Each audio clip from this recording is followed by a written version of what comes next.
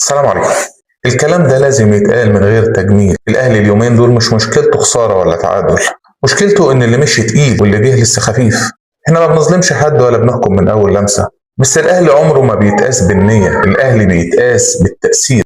مهاجم لسه ما حسناش بوجوده، باك يمين ما فرقش كتير عن اللي مشي، باك شمال ما فيش استقرار، وسط ملعب كويس بس ما فيش خبره، دفاع معقول بس الاهلي عايز صخره، والجمهور مش غلطان لما يستنى صفقه تخوف. اسم يخلي المنافس يفكر.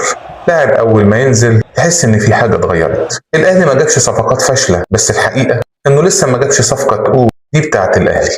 والسكوت طبعا هنا خطر، لان الاهلي ما بيصلحش غير لما الجمهور يتكلم بهدوء بس بوضوح، ومن غير ما يكسر في حد. الاهلي محتاج ضربه سوق مش ترقيع. وهنا بقى الكلمه الاخيره، احنا بنحلل وبنختلف وبنخطئ ونصيب، بس طول ما الكلمه من القلب الاهلي عمره ما بيقع. لو انت شايف ان الكلام ده يمثلك، اعمل لايك وشير وخلي صوتك يوصل.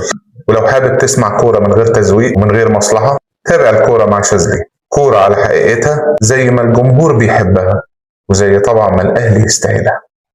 سلام عليكم.